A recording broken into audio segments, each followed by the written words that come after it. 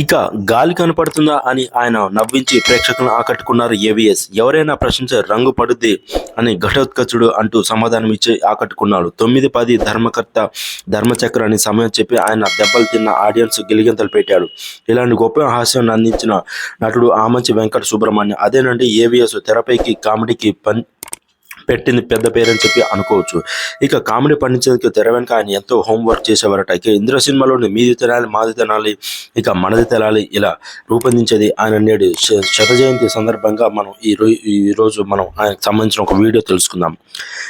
ఇంద్ర బచ్చు పెద్ద పిచ్చగా నటించిన ఏవిఎస్ ఎంపిక చేసుకున్న పాత్రకు ఆయన అనుభవాన్ని జోడించిన లక్షణం ఉన్న ఏవిఎస్ సాధారణంగా కాకుండా విభిన్న మేనరిజం వాయిస్తో చేస్తే బాగుంటుందని చెప్పి భావించారు. తన మనసులో మాటను నేరుగా హీరో చిరంజీవి గారు చెప్పారు.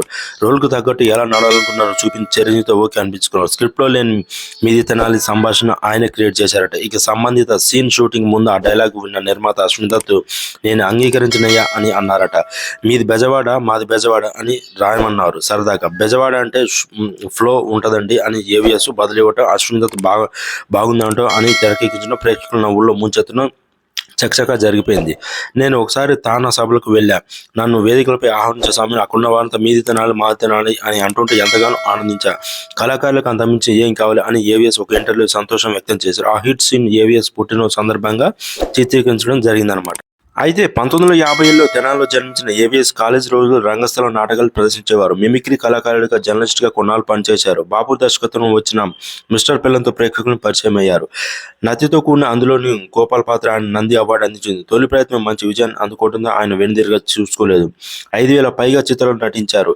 ఓర్ని ప్రేమ బంగారం కన్ను రూమ్మేట్స్ సహా 4 సినిమాలకు దర్శకత్వం వహించారు. అనారోగ్యంతో 2013 నవంబర్ 8న ఆయన మరణించారు. సో మీరు కూడా ఏమనుకుంటున్నారో ఖచ్చితంగా వీడియో చూడండి, లైక్ చేయండి, షేర్ చేయండి, సబ్స్క్రైబ్ చేయండి ఫ్రెండ్స్.